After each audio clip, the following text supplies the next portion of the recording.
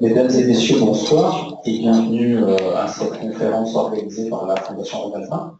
Dernière conférence avant la trêve estivale. Une conférence que l'on a voulu organiser sous des couleurs plutôt locales comparées à nos habitudes, sur ce thème qui nous est cher, santé et environnement, mais cette fois-ci santé et environnement en Drôme-Ardèche. On trouvait important de sortir de ces thématiques très scientifiques, très nationales, voire internationales, et de revenir un petit peu sur notre territoire. Et l'occasion nous a été donnée par la publication récente d'un rapport réalisé par l'Observatoire régional de la santé sur ce thème, santé et environnement en Drôme-Ardèche. Pour cette conférence et cette table ronde de ce soir, nous avons le plaisir d'accueillir Lucille Montestruc de l'Observatoire régional de la santé en Auvergne-Rhône-Alpes, qui vous présentera le rapport produit par l'Observatoire, la démarche, mais également les principaux résultats de ce rapport. Nous donnerons ensuite la parole à l'Agence régionale de la santé, qui sera représentée ce soir par Brigitte Vitry, du service santé-environnement de l'agence. Et puis nous aurons un éclairage local. Que se passe-t-il ici à Valence, dans notre ville, sur ces thématiques santé et environnement, avec une intervention à deux voix portée par le docteur Lucille Bercouter, responsable du service de santé de la ville de Valence, et puis elle sera accompagnée par Valérie Mathieu du même service. Donc voilà, une conférence débat qui, comme chaque fois, est retransmise en direct sur le web et que vous pourrez retrouver dès la semaine prochaine sur la chaîne YouTube de la Fondation. Sans plus attendre, je passe la parole à Lucille Montestruc. Je remercie l'ensemble des intervenants et l'ensemble du public, s'il est peu nombreux ce soir, et j'en suis certain, de qualité. Merci à tous et bonne soirée. Bonjour. Alors, tout d'abord, je voulais vous remercier la Fondation de nous inviter. On est ravis d'être là. On est toujours très contents de pouvoir présenter nos documents qui ne restent pas uniquement sur nos sites internet et dans nos placards. Donc là, je vais vous présenter un dossier qui a été réalisé par l'Observatoire régional de la santé, Auvergne-Rhône-Alpes. Donc, Observatoire régional de la santé, tout d'abord, qui sommes-nous? Nous sommes juste une association, enfin je vous précise parce que beaucoup ne nous connaissent pas encore. Nous sommes une association, on a été créée dans les années 80 par la loi de décentralisation. Il existe un ORS dans chaque région, nous avons une fédération, et nous avons été créés parce que, suite à un constat récurrent de manque de données de santé au niveau national à l'époque, donc là, nous avons désormais vécu la fusion des régions. Nous sommes depuis le 1er janvier 2017 ORS Auvergne-Rhône-Alpes. Et du coup, on informe les populations, les élus, les décideurs sur l'état de santé des populations à échelle des régions, des départements. On va jusqu'au QPV, aux communes. On a un accès privilégié en tant qu'ORS au ce qu'on appelle le SNDS, le Système national des données de santé, qui nous donne accès à tout ce qui est données de mortalité, d'offres de soins, de recours aux soins. Et on est tout en ligne sur notre site internet, donc je vous invite à aller visiter notre site internet ainsi que tous nos rapports. Ce qui va nous occuper aujourd'hui, donc les ORS, on travaille dans le domaine de la santé publique, la santé au travail, la santé environnement. Ce qui va nous occuper aujourd'hui, c'est la santé et l'environnement. On a une expertise à l'ORS depuis une quinzaine d'années dans cette branche. Et là, je vais vous présenter un document qui a reçu le soutien de 6 partenaires que vous pouvez voir, une photo sur ces 2 départements que sont la Drôme et l'Ardèche, grâce au support, au soutien de l'ARS, l'Agence régionale de santé, le comité d'hygiène sociale, le département de l'Ardèche, les 2 caisses primaires d'assurance maladie au niveau des 2 départements et la mutualité française. C'est un document, je vous en ai apporté quelques exemplaires, c'est un document qui est sorti en mars 2018. Donc pourquoi ce document? En fait, cette dernière décennie, le grand public se préoccupait de l'impact de la santé, de l'impact de l'environnement sur la santé, avec le constat récurrent qu'on avait un accès difficile aux données et un accès très difficile aux données claires, objectives et valides. Donc les ORS se sont emparés du sujet et l'idée de ces dossiers, ces tableaux de bord, c'est d'essayer d'éclaircir la situation au niveau local sur le lien entre environnement et santé. Donc L'objectif du dossier a été de dresser un état des lieux sur la situation au niveau des deux départements, en essayant d'être le plus pédagogique possible. Donc la mission de l'ORS, ça a été de recueillir et d'exploiter les données qui pouvaient être disponibles, en les mettant en forme, les analysant, en faisant une synthèse. Mais l'ORS était loin de l'œuvrer tout seul, vu que l'élaboration de ce document s'inscrit dans une dynamique partenariale qui est très forte, puisque ça fait plus de 20 ans que l'ORS travaille sur la constitution de ces dossiers, avec notamment le comité d'hygiène sociale de Valence. Vous voyez que le premier tableau de bord sur la santé est paru en 87, donc on était dans un format un peu bleu. La dernière actualisation de ce tableau de bord date de mars 2017. Ça, on parle de tableau de bord. Entre ces tableaux de bord, on fait des dossiers thématiques.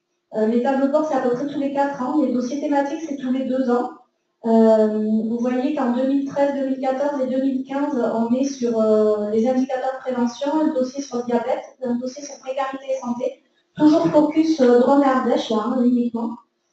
Et donc, le dossier que je vais vous présenter aujourd'hui fait partie dans la poursuite de ces documents thématiques. C'est un volet 2018 sur la santé et l'environnement.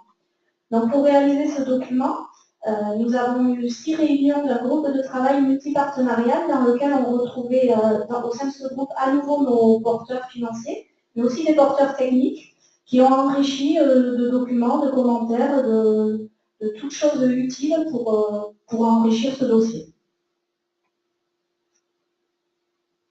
Donc, comment nous avons construit ce dossier? Donc, c'est les 6 réunions du groupe de travail, les multi-partenaires, on s'est attablé pour définir un sommaire et nous avons choisi de faire une approche par milieu de vie, par thématique, qui sont les 4 fiches thématiques ici, que sont l'air extérieur et la santé, l'eau et la santé, tout ce qui est environnement intérieur, habitat et santé, et une fiche un peu plus transversale, cadre de vie, risque et santé, sachant que sur certaines thématiques, vous les retrouvez transversalement sur les 4 milieux de vie. Je pense par exemple aux pesticides, vous allez retrouver des notions de pesticides traitées à la fois dans l'air, à la fois dans l'eau, dans différentes fiches.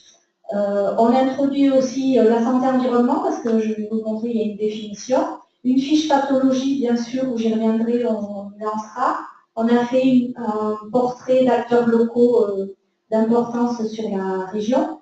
Et enfin, on a essayé sur chaque fiche milieu de vie de vous présenter à chaque fois, d'être pédagogique, didactique, je dirais, en vous présentant quelles étaient les pollutions, quelles étaient les expositions sur la santé humaine, quels étaient les effets sur la santé. Et puis surtout, on a essayé ça c'est peut-être une nouveauté dans les dossiers, et c'était une demande du groupe de travail, d'aller sur des conseils de prévention ou de recommandations auprès des lecteurs, pour que chacun puisse être lui-même acteur de changement, puisqu'on sait que dans la santé environnement, il y a beaucoup de choses qui reposent sur les comportements et notamment les changements de comportement.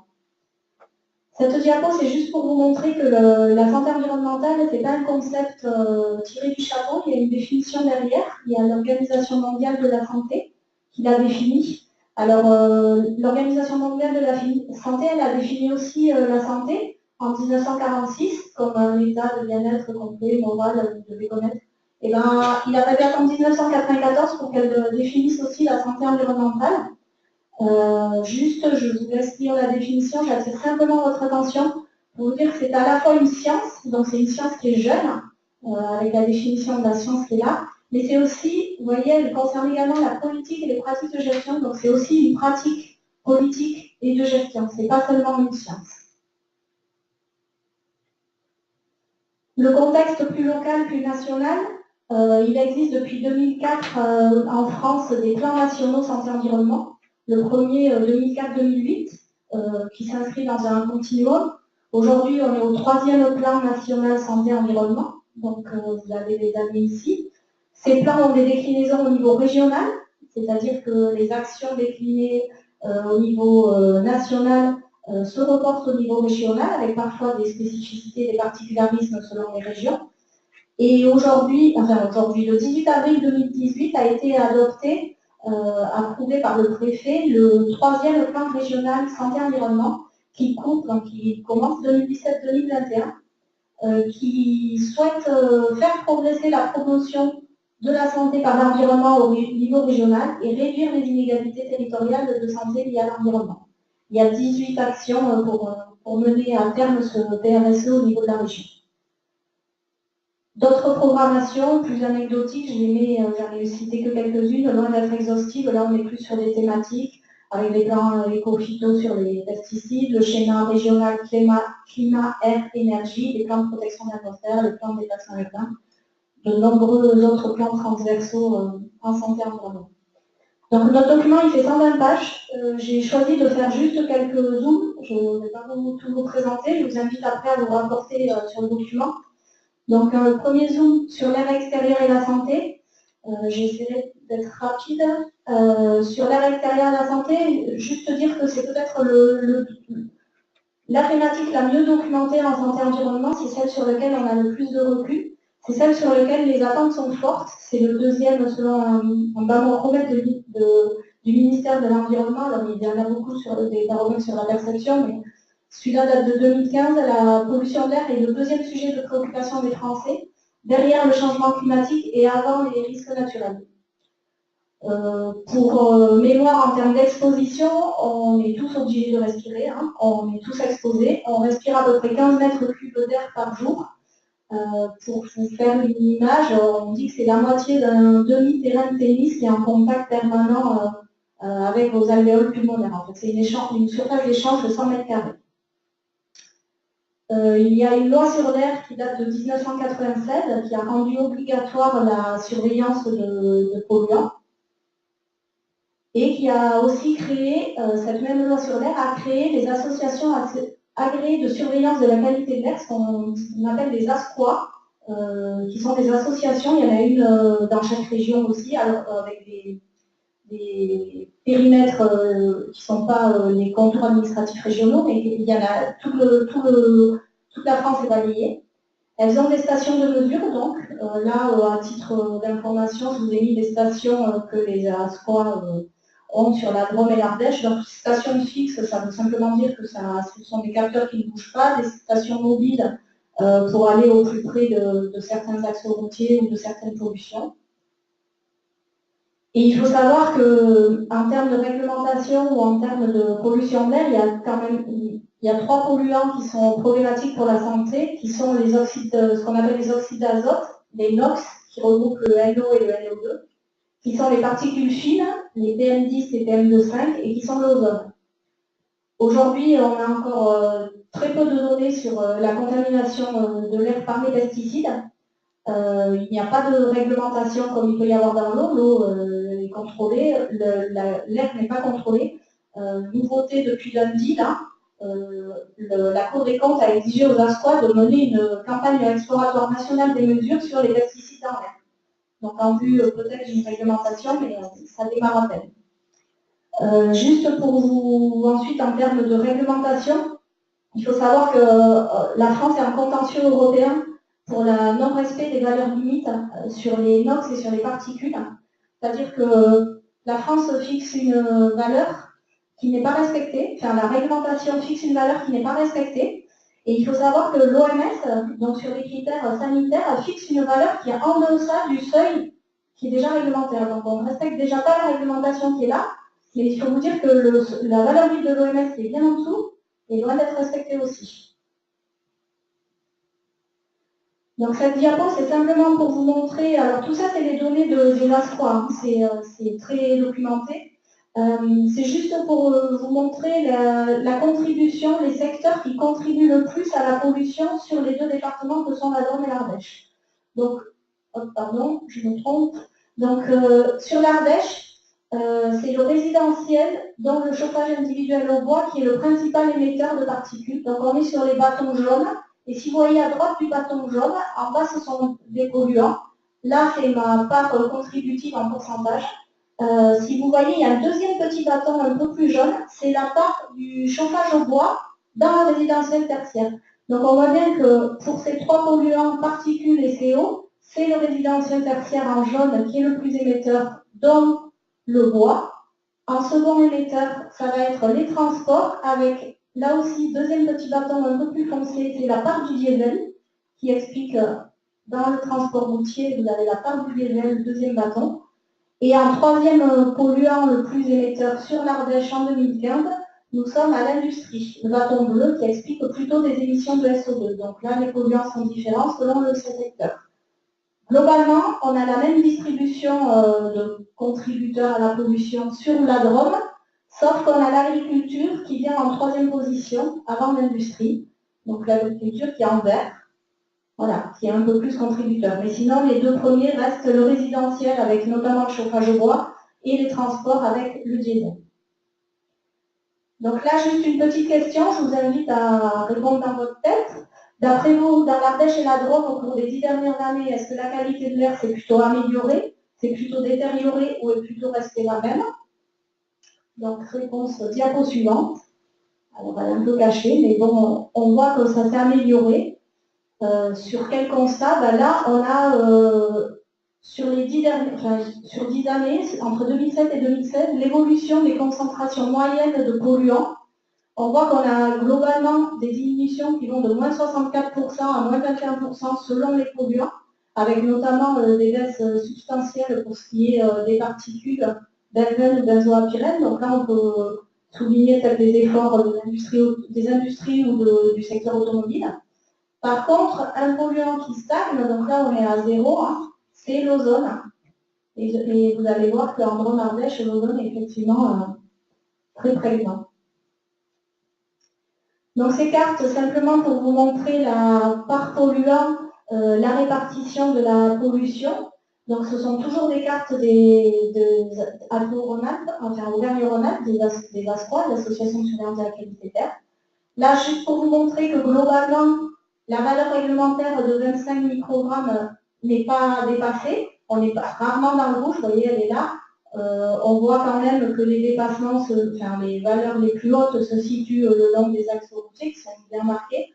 Là, on est sur le NO2, là, on est sur les particules fines. Par contre, si on se base par rapport à cette valeur OMS, qui est un peu plus difficile, enfin un peu plus contraignante, là, les ASPOA mesurent le pourcentage des Dromois ou des Ardéchois qui sont exposés à la valeur la valeur guide OMS, pardon. Et donc, on a 57% et 22% des Ardéchois qui sont exposés à des valeurs au-delà de la valeur seuil, la valeur guide. Concernant l'ozone, donc là, par contre, vous voyez la couleur de la carte, hein, le rouge ne trompe pas, le rouge, ça veut dire qu'on est au-delà, c'est une valeur cible, on est au-delà de la valeur réglementaire. Donc on voit bien que dans la Drôme et l'Ardèche, l'ozone est une problématique estivale sensible. Estivale parce que l'ozone se forme sous l'effet du rayonnement ultraviolet.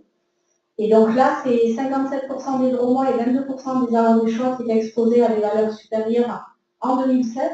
Par contre, en 2015, on était à 98%. Donc là, c'est mieux que 2015. Et ça dépend énormément là, des conditions météorologiques. Les effets sur la santé, voilà, il faut savoir que le Centre international de recherche sur le cancer fait une classification des cancérigènes. Ils ont classé en groupe 1, donc le groupe le plus problématique, cancérigène, il s'est classé en 5 classes. La pollution de l'air extérieur est classée groupe 1, les émissions de diesel, gaz et particules sont classées en groupe 1, et certaines substances qui rentrent dans la composition de l'air, benzène et formaldéhyde.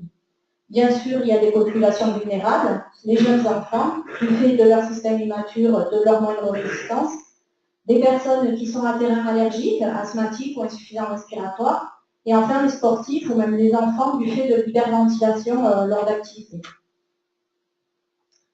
Sur les effets à court terme, on peut dire qu'on voit bien que ça va être des symptômes irritatifs, ça peut être les yeux, la gorge, le nez, des aggravations de pathologies respiratoires chroniques comme l'asthme ou la bronchite.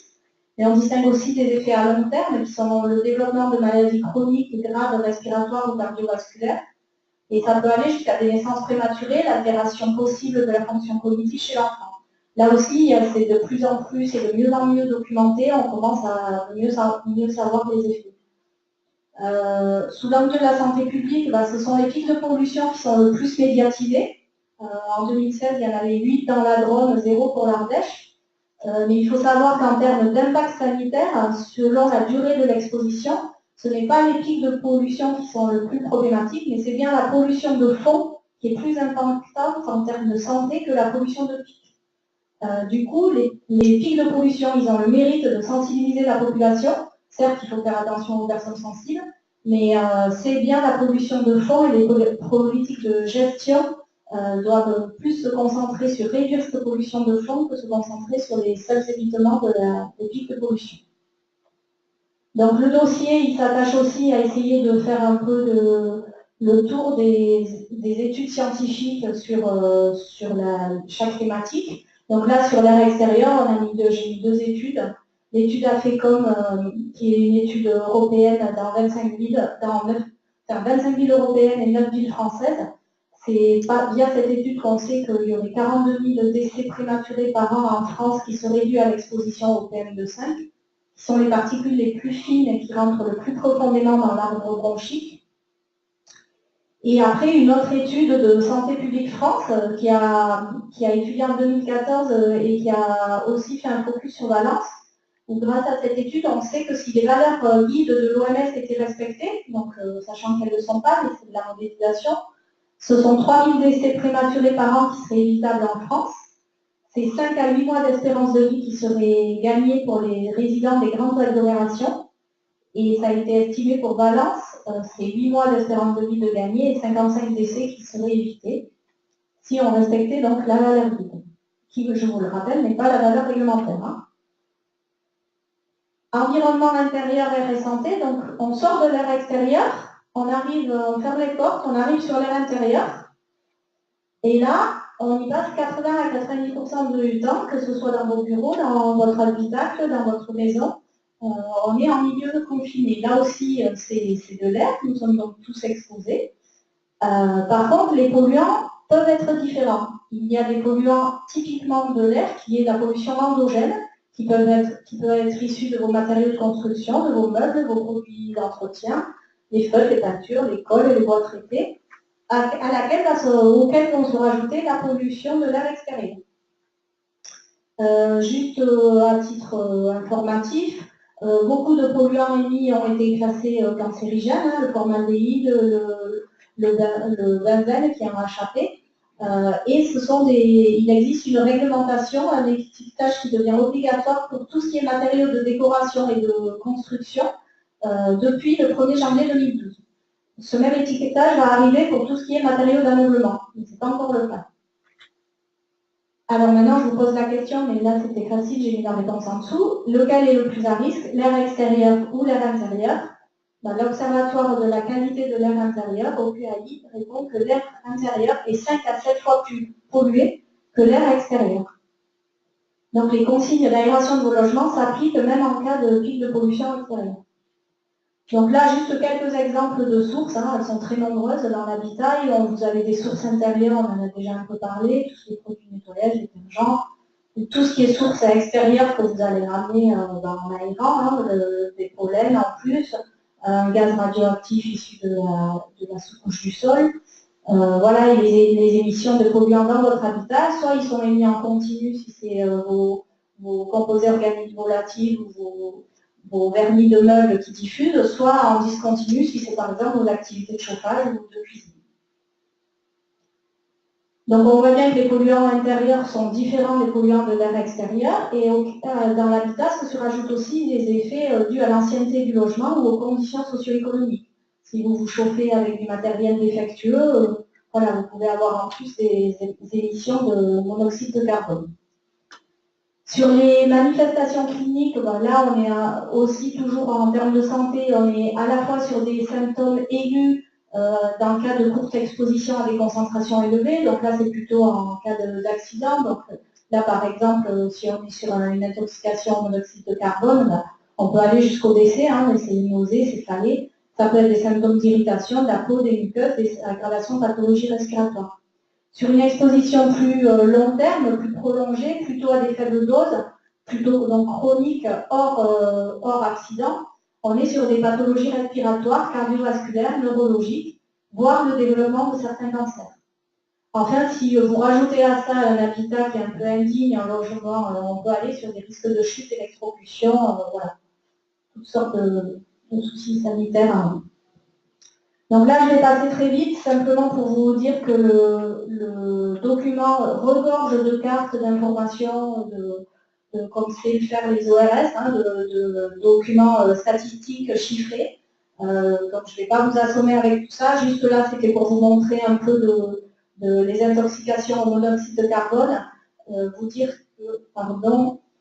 que dans la Drôme, on est à un chiffre qui est inférieur, donc le chiffre en région sur le taux d'intoxication accidentelle pour 100 000 résidences principales.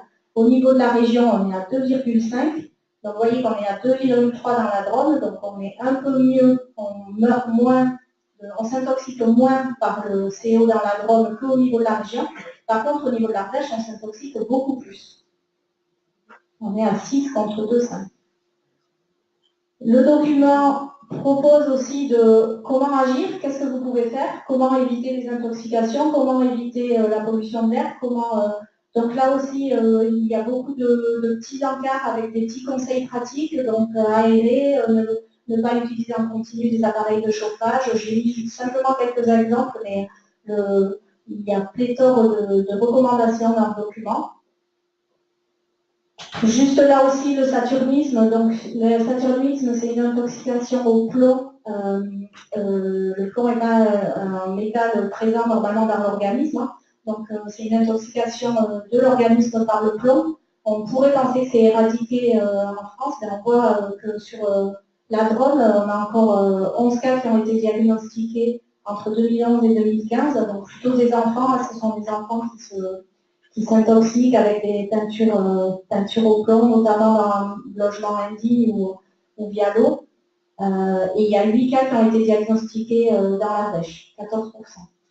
Là aussi, quelques recommandations. Comment ne pas s'intoxiquer, comment ne pas intoxiquer les enfants. Voilà, s'il y a des teintures au plomb, si le logement a été construit avant 1949, comment réduire l'exposition au plomb via l'eau du robinet.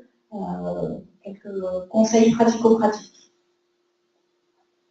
Le radon, un gaz radioactif d'origine naturelle qui est émis par les roches du sous-sol, là aussi assez mal connu, mais une exposition qui est principalement par voie respiratoire et qui est surtout la deuxième cause de cancer du poumon après le tabac, reconnu cancérogène certain pour le poumon par le Centre international de recherche par le cancer.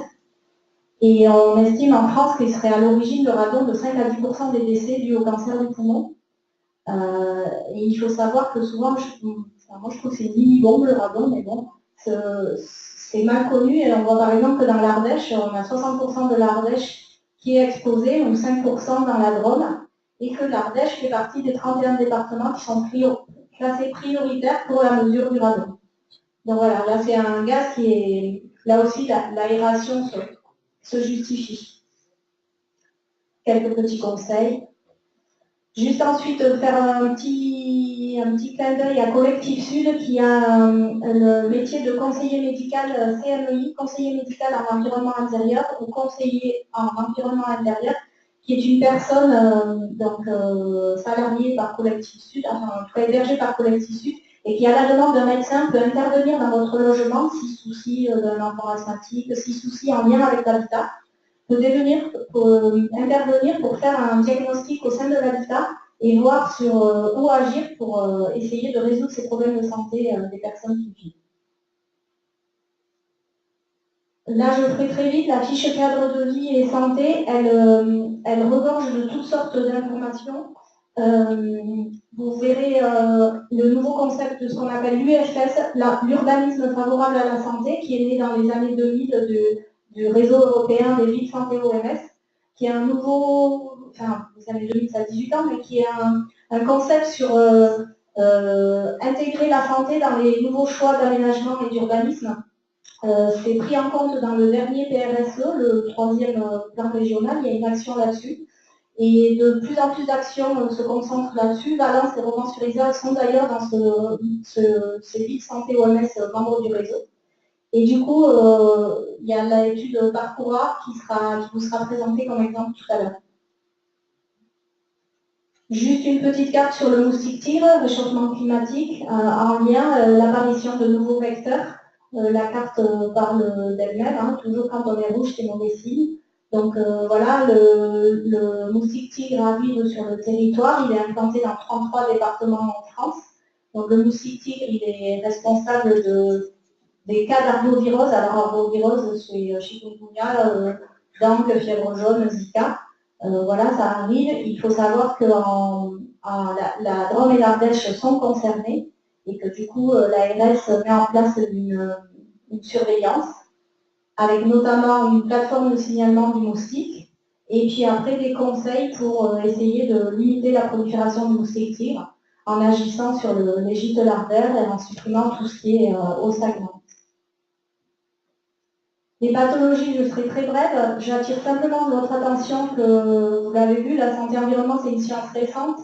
Les liens, pour montrer un lien entre un effet de santé et un facteur de risque environnemental, c'est aussi récent, l'épidémiologie, et c'est surtout très compliqué. Il y a de nombreux facteurs, il y a des effets cocktails, il y a enfin, tout peut se rajouter, vos modes de vie, les conditions socio-économiques, donc les études épidémiologiques prennent parfois beaucoup de temps à objectiver la cause à effet entre un facteur de risque et l'état de santé.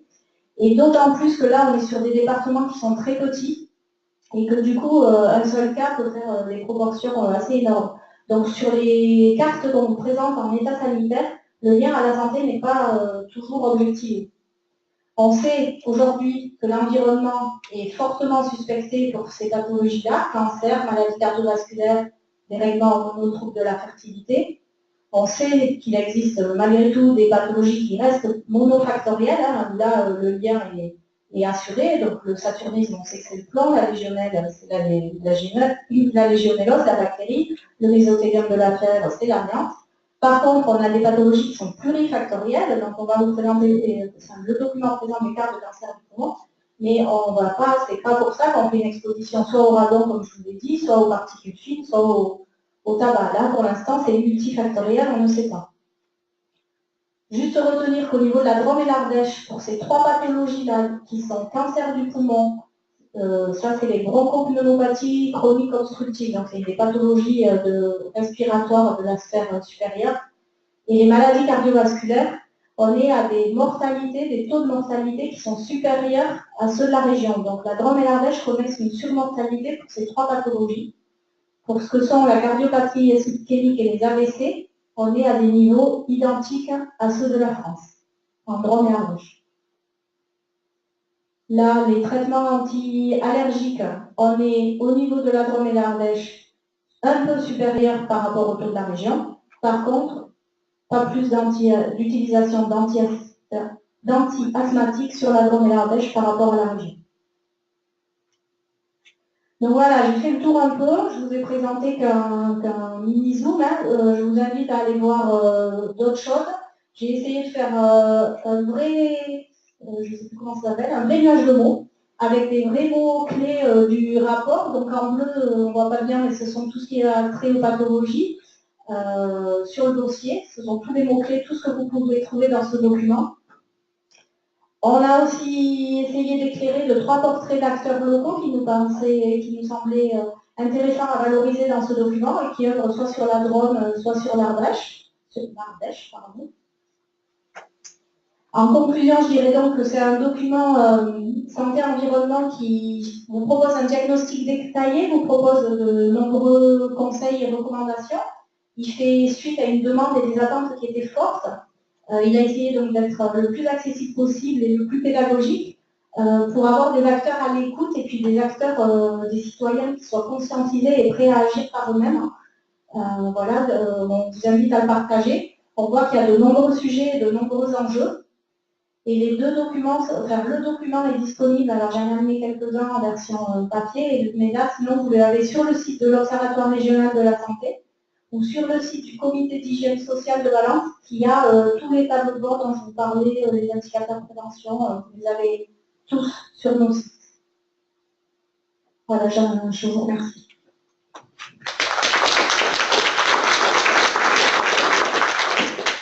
Je vous propose d'enchaîner tout de suite avec la seconde intervention. Donc, ce sera Madame Vitry de l'Agence régionale de la santé qui va venir nous parler du plan régional santé-environnement Oui, bonjour à toutes et à tous. Et je vous remercie pour l'intérêt que vous avez sur la santé environnementale. Et je remercie également la Fondation Rovaltin de nous réunir ce soir.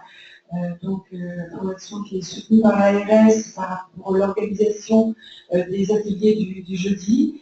Et ça rentre complètement dans l'axe du PRSE que je vais vous présenter, qui aborde également les questions d'éducation à la santé.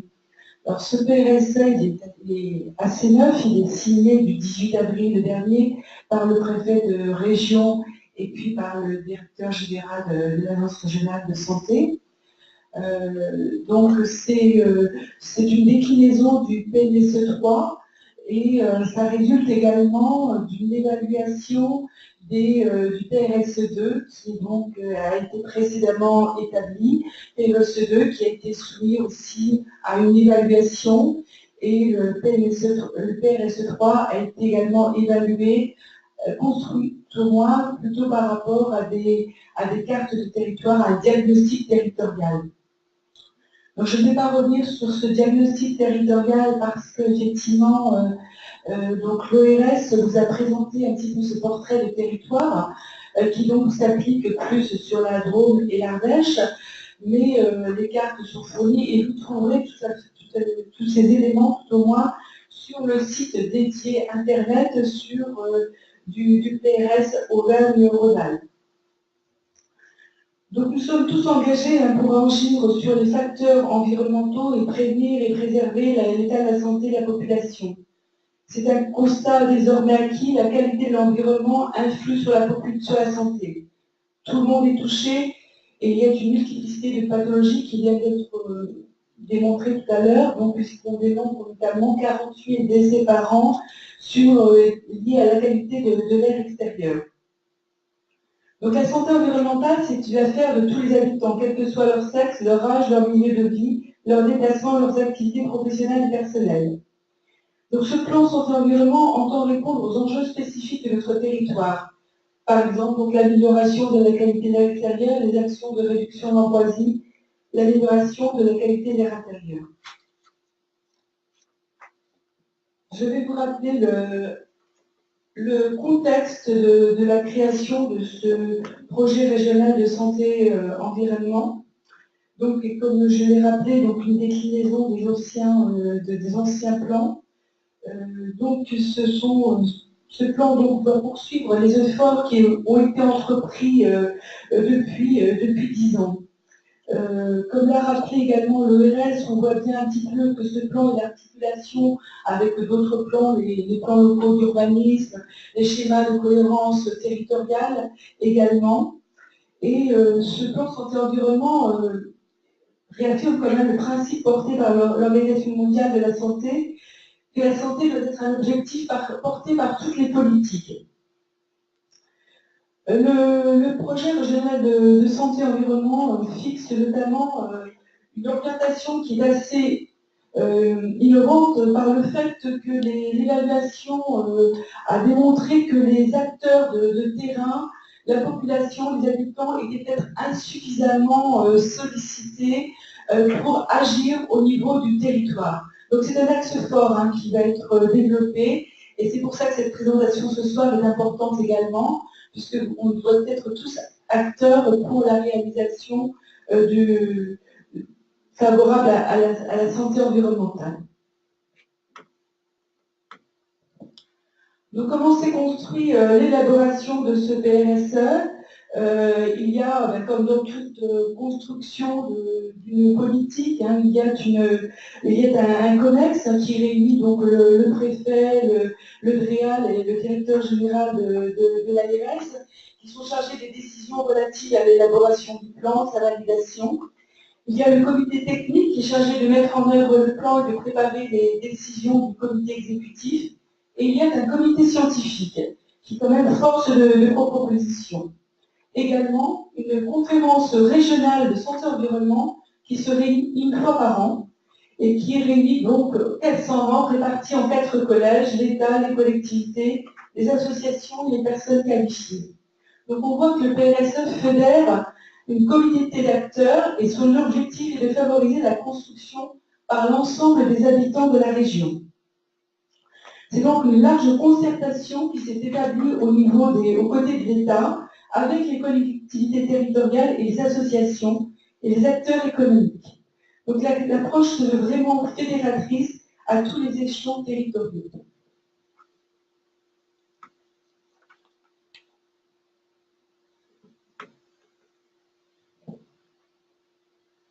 Ce plan se veut une stratégie affirmée dans une logique de prévention, pour agir sur un environnement dans une perspective d'améliorer la santé. Il s'agit donc de réduire les anomalies d'exposition qui sont documentées, prévenir les risques et construire un environnement favorable à la santé. Donc il s'agit pour cela de construire des outils à destination de tous les acteurs. Il faut agir localement à leur initiative et les accompagner en synergie avec les politiques sectorielles de proximité.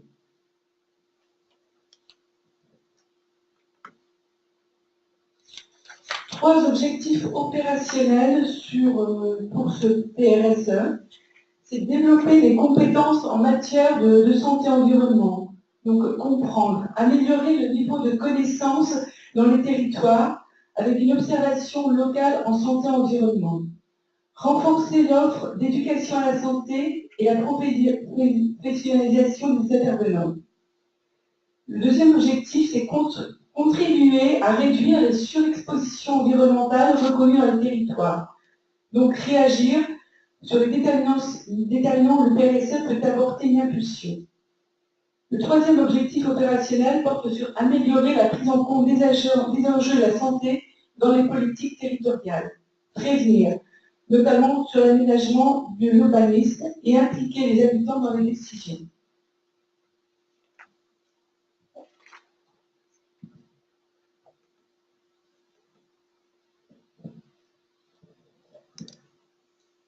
Donc ce plan veut avoir des objectifs ambitieux pour entraîner, pour mobiliser au niveau du territoire, pour promouvoir la santé pour l'environnement, pour que ça soit largement partagé sur l'ensemble du territoire par les habitants qui y vivent. Donc pour cela, il va falloir en fait offrir une offre à l'éducation à la santé, pour avoir une stratégie partagée, avoir des centres de ressources spécifiques à la santé environnementale, mener des campagnes thématiques et engager des formations continues auprès des élus, des branches professionnelles pour une appropriation partagée des enjeux. Alors comment va se dérouler la mise en œuvre de ce PRSE? Il y a 19 actions que je vais vous présenter de façon très simple. Donc ces actions sont portées par l'État, mais également donc, par des pilotes et des copilotes, donc avec différentes institutions. Et là également, les acteurs de terrain sont sollicités pour pouvoir intervenir pour la gouvernance de l'ensemble de ces actions. Le partage des réalisations se fera également dans le cadre de la conférence régionale en santé environnement. Donc, les 19 actions qui sont donc réparties sur les trois axes que je vous ai décrits. Donc, le premier axe, développer les compétences en matière de santé-environnement. Donc, une première action, c'est organisation de l'observation. On voit déjà par rapport au portrait de territoire que nous avons, il y a déjà un nombre important de données qui figurent dans ce document de territoire.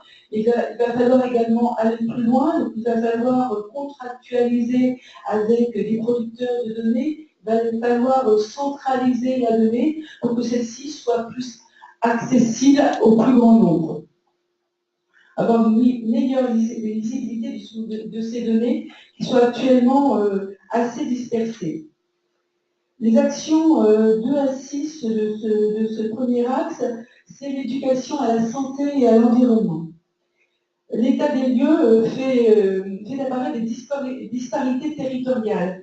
Donc l'état des lieux montre qu'il y a effectivement des inégalités en santé-environnement sur le territoire. Donc il faudra effectivement, en fonction de ces inégalités qui sont signifiées, agir pour améliorer l'état de la santé. Donc il faut favoriser la prise de conscience des enjeux en santé et environnement par les associations, les collectivités, les espaces ressources pour agir sur les actions de sensibilisation. Donc il y a également le site internet dont je vous ai parlé, et donc cet outil internet devra être riche pour mettre en place les outils, les publications, et puis également tout ce qui sera réalisé au niveau d'un territoire, permettant un certain nombre d'échanges entre les acteurs, bénéficier des actions positives qui ont été réalisées sur un territoire pour pouvoir éventuellement les reproduire sur un autre contexte. Il va falloir également former un réseau de formateurs compétents sur chaque bassin de vie pour favoriser des synergies, par exemple, entre les enseignants et les éducateurs. Donc, former les élus à la santé environnementale. C'est déjà une action qui a déjà été entreprise. Actuellement, nous avons plus de 200 élus formés sur la santé environnementale. La plateforme de formation s'effectue en e-learning. Donc, j'invite également toutes les personnes intéressées par ces plans de formation à s'engager sur cette connaissance de données sur la santé environnementale. Donc il s'agit également de former des professionnels sur les branches de la santé, de l'urbanisme, de l'agriculture. Il convient d'agir aussi de façon positive, et pour cela nous avons des groupes de recherche qui sont engagés sur l'éducation à la santé, notamment le centre Léon Bérard. Il y aura bien sûr des questions, ce qu'on appelle des questions socialement vives, des questions qui font débat en termes de santé environnementale, et sur lesquelles il faudra engager des débats et voir comment on peut y répondre d'une façon collective pour une meilleure résolution de terrain.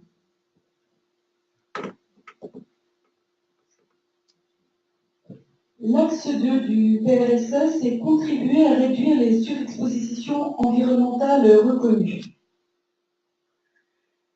Donc c'est soutenir l'action locale en faveur de la qualité de l'air extérieur. Donc, ce qui a été décrit tout à l'heure, effectivement, par rapport à l'exposition notamment aux particules fines, et notamment donc, avec des zones qui sont plus exposées en fonction des densités de population. Il convient également de réduire les mésusages de pesticides.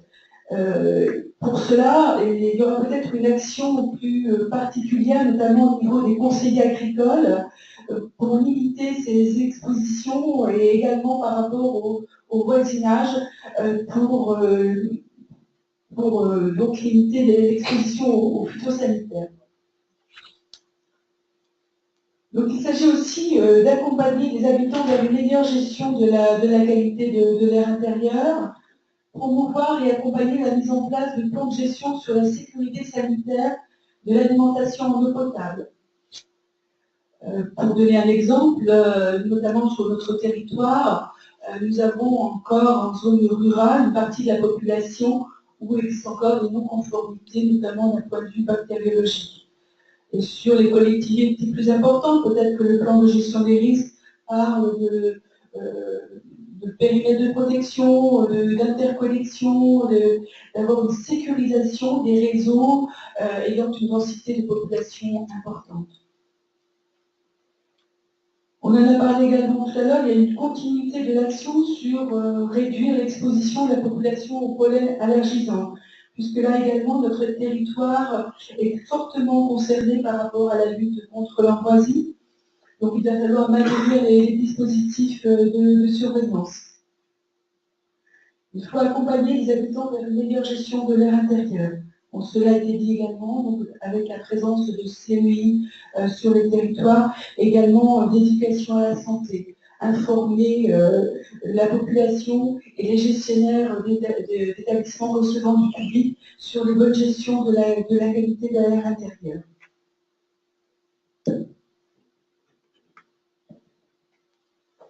Sur le troisième axe, qui est améliorer la prise en compte des enjeux de santé dans les politiques territoriales à vocation économique, sociale et environnementale, c'est un domaine ambitieux qui est de vraiment prendre en compte les incidences sur la santé dans l'ensemble des politiques publiques. On en a parlé, c'est un environnement favorable à la santé, un urbanisme favorable à la santé, c'est prendre en compte dans les décisions d'aménagement du territoire les déterminants de la santé et la santé environnementale. Je pense que la mairie de Valence, tout à l'heure, dans le cadre de l'application territoriale, montrera également les évaluations d'impact en santé qui ont été établies notamment sur le parc de l'Épertière. Donc c'est de bien intégrer tous les enjeux de la santé environnementale dans la décision sur les documents de planification.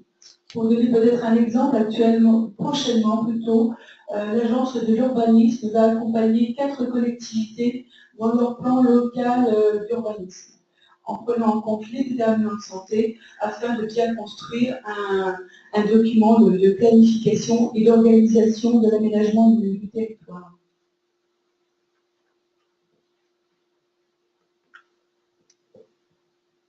La dernière action 19 qui vous concerne particulièrement, c'est une action qui a été un petit peu rajoutée en fin de construction du PRSE, c'est assurer la territorialisation du PRSE 3. Donc c'est effectivement mobiliser tous les acteurs locaux, dont vous êtes également, donc pour intervenir et pour être vraiment des relais à l'échelle du territoire. Donc, on pourra peut-être organiser des rencontres territoriales sur la santé environnementale et engendrer des actions pour suivre la santé sur le territoire.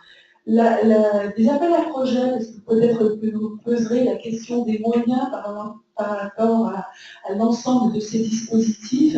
Les appels à projets seront réalisés régulièrement et les associations, les institutions sont appelées à répondre à ces appels à projets pour aller dans toutes les actions qui sont voulues par le PRSE sur la promotion de la santé et la prévention de la santé.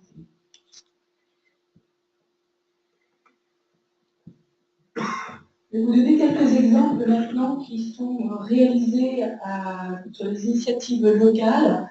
Alors celle-ci, je ne vais pas la développer puisqu'effectivement la ville de Valence étant là, mais c'est effectivement tout au moins parce que effectivement les actions de la ville de Valence ont été très participatives dans la construction et très remarquées dans la construction de ce PRSE. C'est pour ça qu'elle figure également dans le document.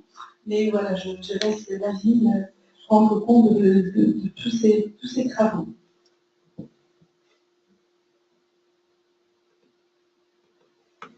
Je vais peut-être juste présenter de façon très sommaire ce qui a été réalisé par contre par la ville de Villeurbanne sur une étude d'évaluation d'impact en santé pour montrer un petit peu comment peut se décliner sur le territoire la prise en compte des déterminants de santé. Donc c'est déjà sur un constat, c'est un aménagement du quartier des Bueurs sur la ville de Villeurbanne, donc avec un constat de données de santé qui ont été, je pense, établies par l'Observatoire régional de la santé, montrant qu'on avait sur ce quartier 23% des enfants de CED en surcharge pondérale, qu'il y avait des traitements antidiabétiques 1,5 fois supérieurs dans le quartier. Donc il y avait également une forte des problématiques de traitement d'asthme. Également sur les données environnementales, c'était une population qui était soumise à du bruit intérieur, avec un niveau 2 fois supérieur aux recommandations de l'Organisation mondiale de la santé. Donc des problématiques de benzène liées au périphérique qui se trouvaient de proximité. Donc toutes ces données ont été prises en compte par la collectivité pour voir comment au niveau de son aménagement de ce quartier, elle pouvait résoudre ces inégalités de santé et de travailler d'une façon plus constructive pour engager l'aménagement du territoire. Alors, pour exemple, alors, je n'ai pas participé à cette étude, donc je ne fais que vous le relire, la fiche qui figure dans le document, mais effectivement, ils sont partis sur la rénovation des logements avec un système de ventilation performant, des nouveaux vitrages, également dans les espaces verts, choisir des espèces végétales non allergisantes. Voilà, donc d'ouvrir également un revêtement routier spécifique qui limite la remise en suspension des particules. Donc également rénover, sécuriser les trottocyclistes. Donc c'est un exemple un petit peu de territoire et comme je vous le mentionnais, effectivement, c'est une politique ambitieuse. Si on arrivait effectivement à aborder ces questions de la santé environnementale de façon très concrète sur un territoire, et par là, effectivement, il attend que la population soit très participative également, puisque dans ce genre d'enquête, bien sûr, la ville de Valence appellera, la population est sollicitée et intervient, parce qu'il faut être au plus près des habitants. Les habitants connaissent leur quartier, connaissent leurs nuisances et peuvent agir pour améliorer leur qualité de vie et leur cadre de vie. Voilà, je vous remercie de votre attention.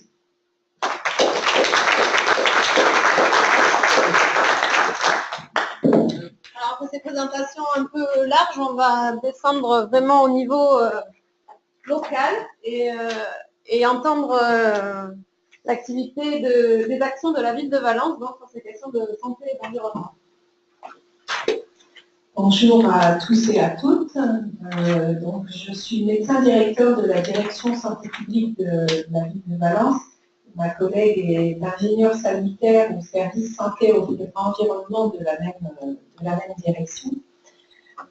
Direction santé publique qui porte différents services au sein de la ville.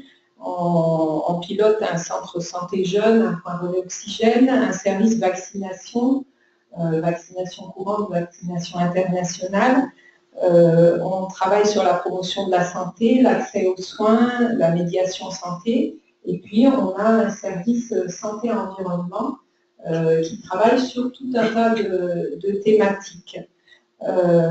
Récemment, on a mis en place un petit bureau ressources, qu'on a appelé ressources santé-environnement, où on peut trouver soit sur place, soit via avec des liens internet qu'on a formalisés, tout un tas d'informations avec des données validées sur les thématiques du bruit, de la qualité de l'air, de la mobilité active, des risques sanitaires, de l'habitat, de l'hygiène alimentaire, de la qualité de l'eau et de la santé et de l'urbanisme à une échelle locale. Alors, ce n'est pas toujours à l'échelle de Valence, mais en tout cas, ça peut être au moins de Romardèche, mais le plus fin possible.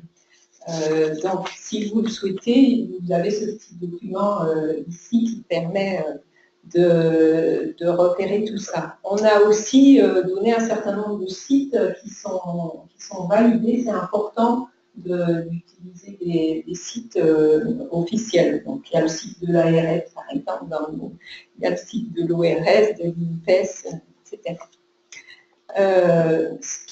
Donc nous, là, je vais vous présenter un petit peu comment, au niveau de la ville, les éléments qui ont été apportés dans le dossier réalisé par l'ORS, auquel on a beaucoup contribué, par le biais des exemples qu'on a pu amener ou des analyses, comment on va le décliner. Donc on va vous présenter quelques actions mises en place dans le cadre de la qualité de l'environnement extérieur, de la qualité de l'air extérieur, de la qualité de l'air intérieur et sur le moustique. Donc, qualité de l'air extérieur, je vous laisse Valérie.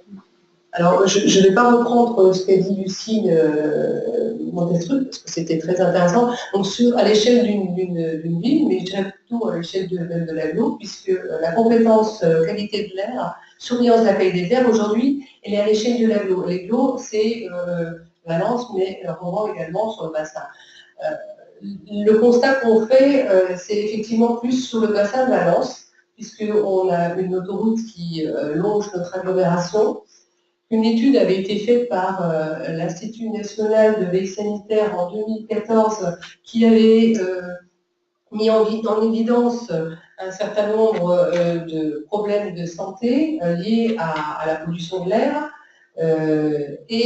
Fort de ce constat, la municipalité de Valence s'était dit, bah, il va peut-être faire quelque chose parce que voilà, on a cette autoroute, qu'est-ce qu'on peut faire? Comment on va dire à nos Valentinois de diminuer d'utiliser, de réduire l'utilisation de la voiture, voire de la vitesse, si on a cette autoroute juste à côté.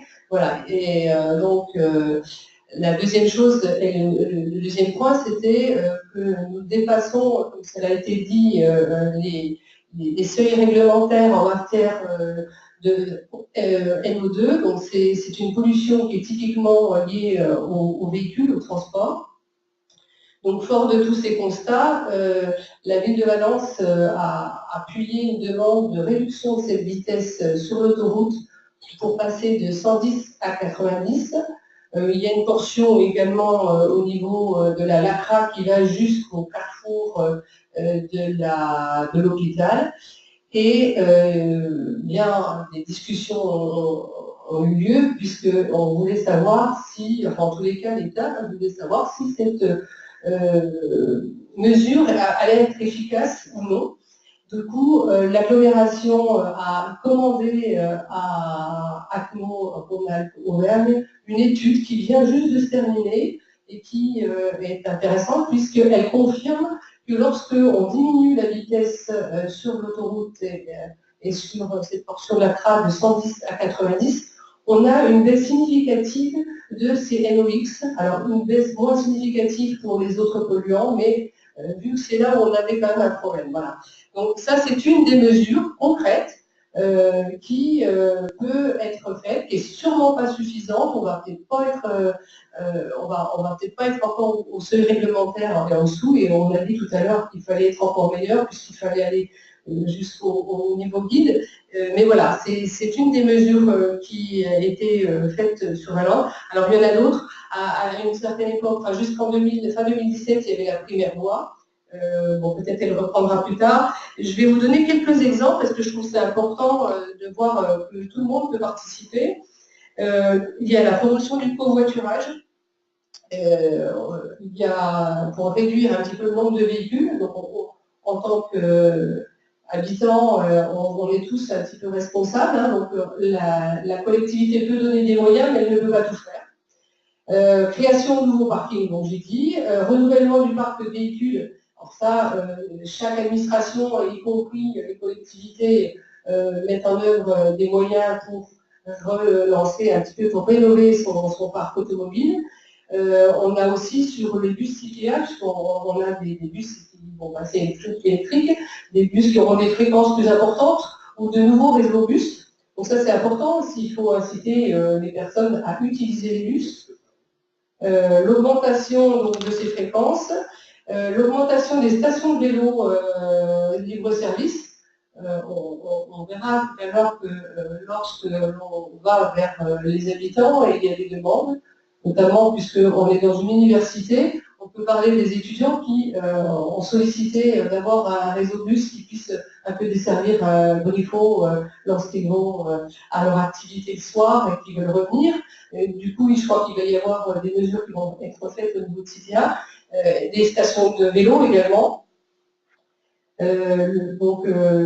Voilà, donc il y a un certain nombre d'améliorations et c'est vrai que c'est toutes des petites actions mises bout à bout.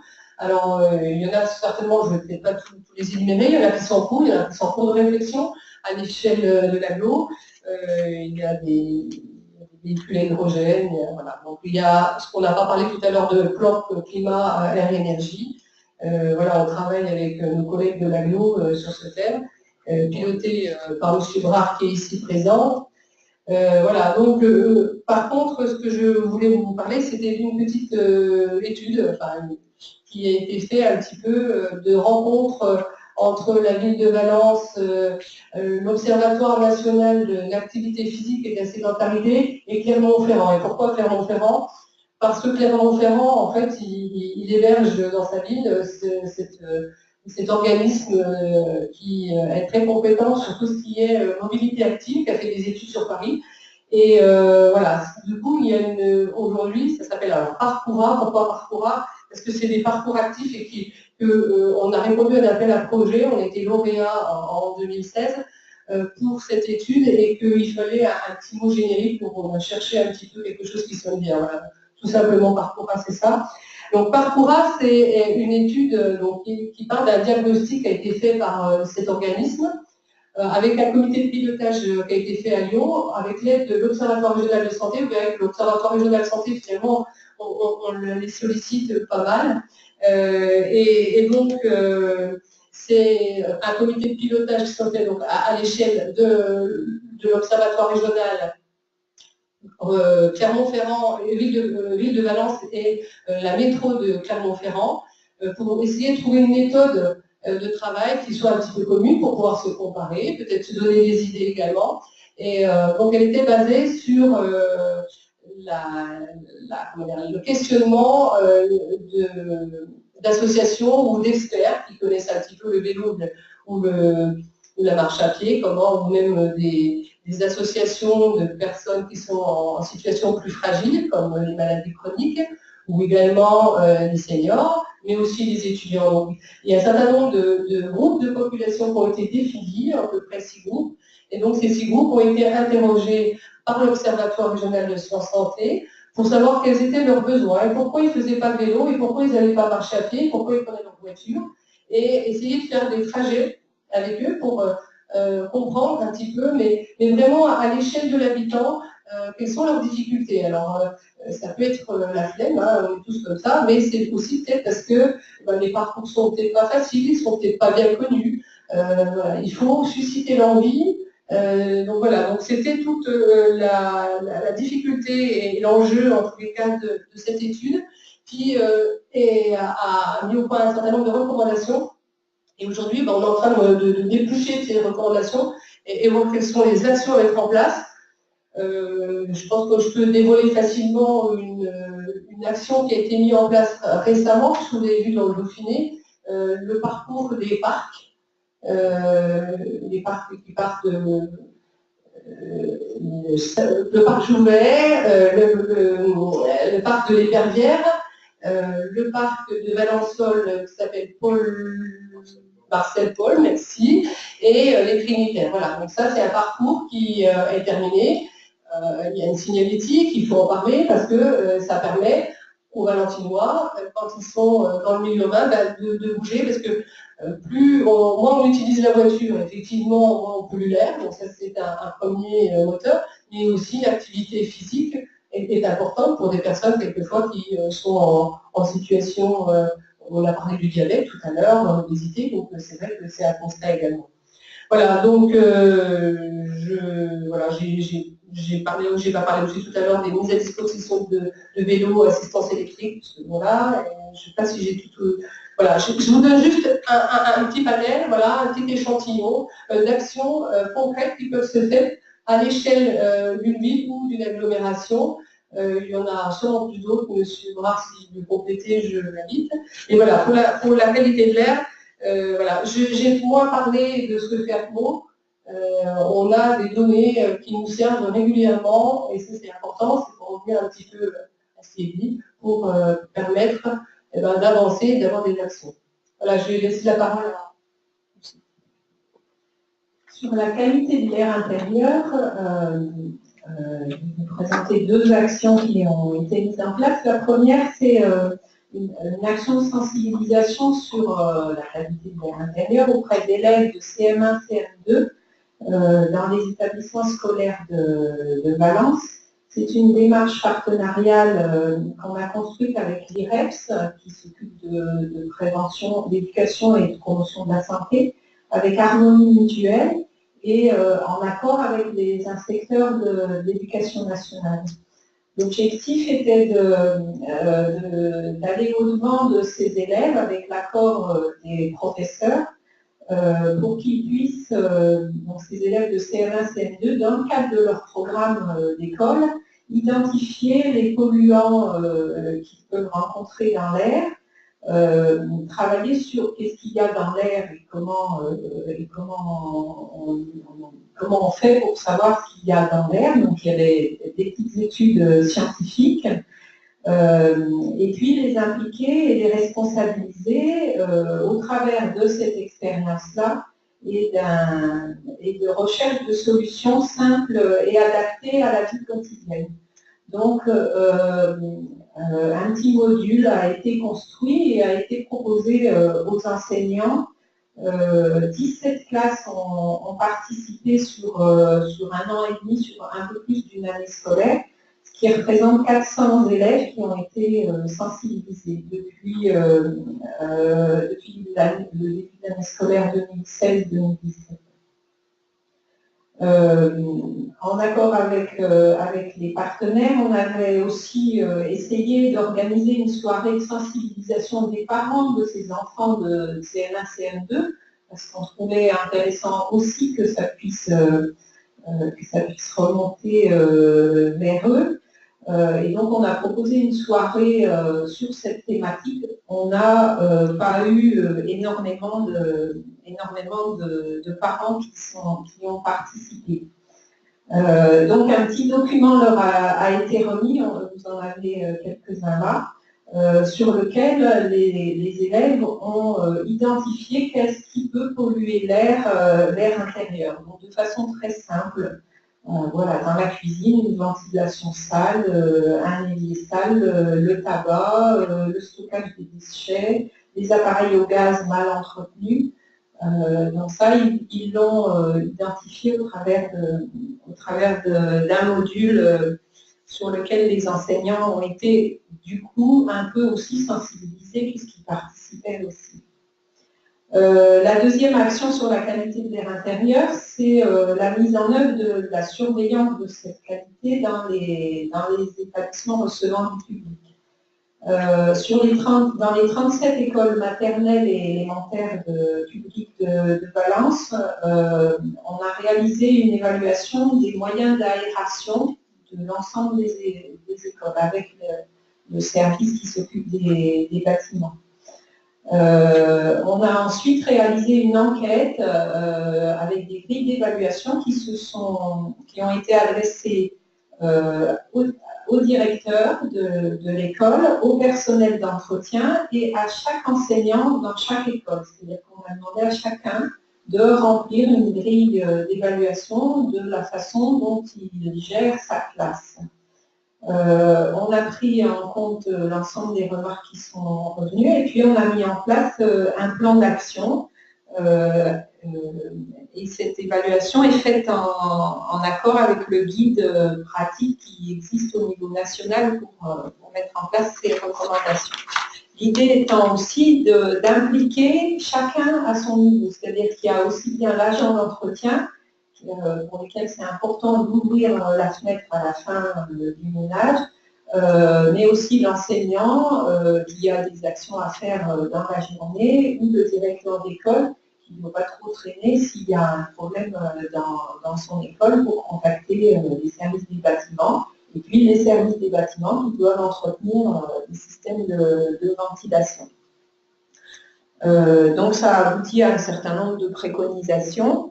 Bon, l'aération, par exemple, je peux vous dire que dans certaines écoles, c'était pas si évident ça d'aérer, surtout en hiver quand il fait froid. On a eu des allers-retours sur certaines écoles sur le fait que aérer même 5 à 10 minutes, ça peut être compliqué. L'achat de produits non émissifs, on l'a vu tout à l'heure, les peintures, ou les produits d'activité, ce sont des recommandations qui sont mises en place, ça avec une autre direction. Donc on est bien sur un travail transversal de sensibilisation des autres personnels aussi. On va avoir une attention particulière pour les écoles qui sont situées près des axes routiers et pour réaliser des mesures sur les composés organiques volatiles après des travaux importants, sur celle-là et pour celles où il y aura des travaux importants pour pouvoir faire des mesures. Et puis on a pour projet aussi d'informer les parents d'élèves par rapport à la façon d'acheter des fournitures aussi, des fournitures d'école. Ça n'est pas encore fait, ça fait partie de notre cahier des charges à faire. Une autre illustration en lien avec ce qui vous a été présenté par l'ORS, c'est ce qui est mis en œuvre sur le moustique tigre sur Valence. Donc effectivement, l'étendue du moustique tigre est surtout apparu pour nous l'été dernier, c'est-à-dire que jusqu'à présent, on en entendait peu parler l'année dernière. L'été dernier, notre direction a été pas mal sollicitée. On a eu 50 signalements plutôt en fin d'été. Même si auparavant on le connaissait, c'était la première année où on avait autant de signalements. Malgré tout, déjà l'année dernière, on avait fait différentes actions de sensibilisation sur des lieux un peu stratégiques, comme le cimetière, où le moustique tigre peut facilement se développer dans les sous-coupes des plantes qui sont arrosées, et donc ou dans les jardins familiaux. Et puis, on avait déjà aussi fait de l'information et de la formation en direction des agents des espaces verts.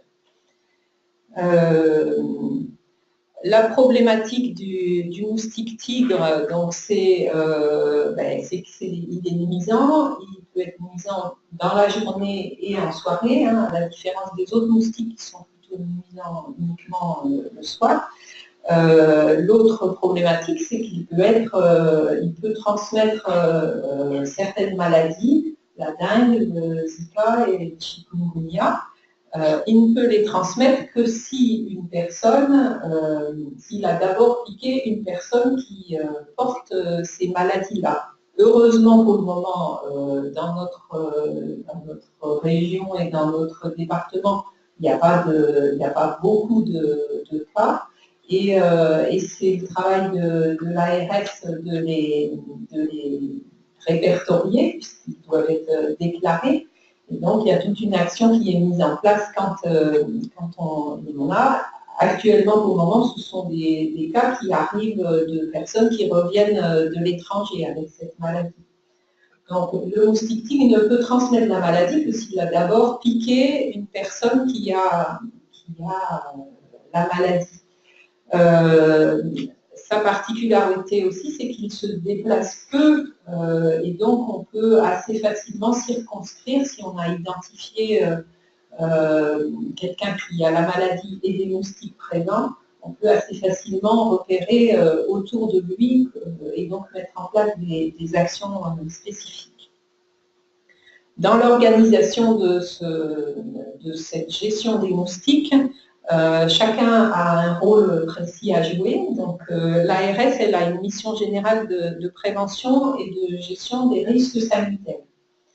Le département, il est chargé de mettre en œuvre ce plan avec un opérateur. On vous en a parlé tout à l'heure, c'est j'ai trouvé le ID, mais le ID qui est choisi pour répondre. Et donc le ID peut faire à la fois un traitement si c'est nécessaire, mais est aussi chargé de faire de la formation. Donc il peut faire de la formation auprès du personnel dans les communes, dans le département. Voilà. Et il est aussi chargé de communication, ce qui fait que, je ne sais pas si on en a apporté, on a un certain nombre de documents qui sont distribués. Les communes, elles sont chargées de l'application des pouvoirs de police du maire et de sensibiliser les services et les administrés. Donc, je vous dirai après ce qu'on fait. Et puis après, chacun de nous, on a un rôle à jouer là-dessus aussi, puisque il faut qu'on adopte les gestes simples pour éviter que le moustique se développe. C'est-à-dire que tout ce qui peut, Toute eau stagnante qui est en petite quantité dans nos jardins, autour de nous, sur nos balcons, peut être source de développement du moustique. Hein. Le moustique, c'est des larves hein, qui se développent dans l'eau. Il n'y a pas besoin de beaucoup. Un bouchon, un petit bouchon en plastique dans lequel il y a de l'eau, il peut se développer très très facilement. Donc là-dessus, on a tous à intervenir.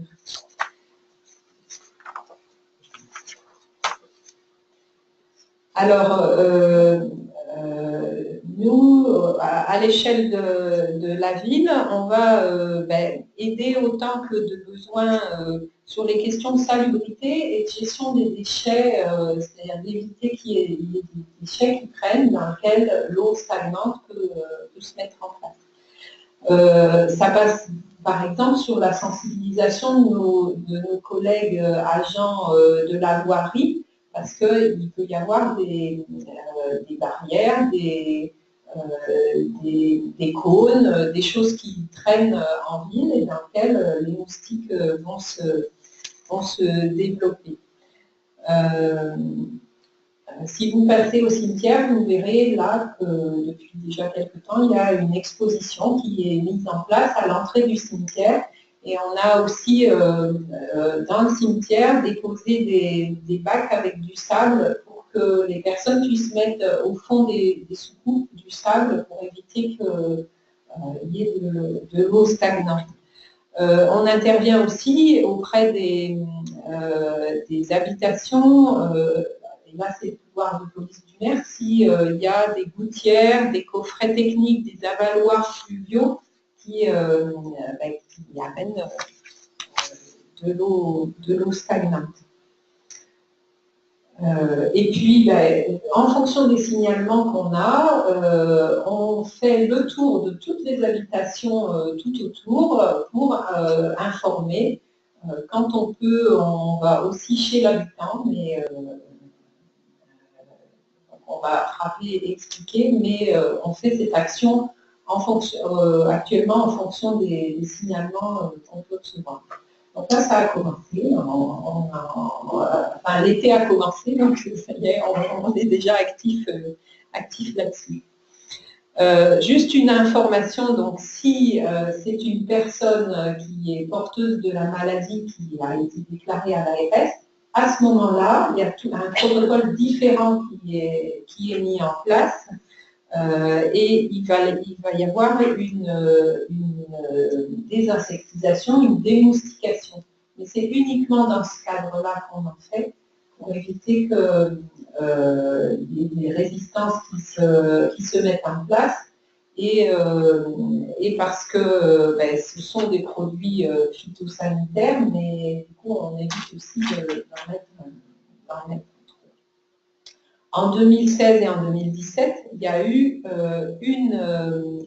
en 2016, il y a eu un cas sur Valence, et en 2017, il y a eu un cas. Donc, pour ces deux cas-là, il y a eu démoustication dans les environs proches de l'endroit où était signalée la personne. Voilà, je vous remercie de votre attention et on est à votre disposition si vous voulez rencontrer.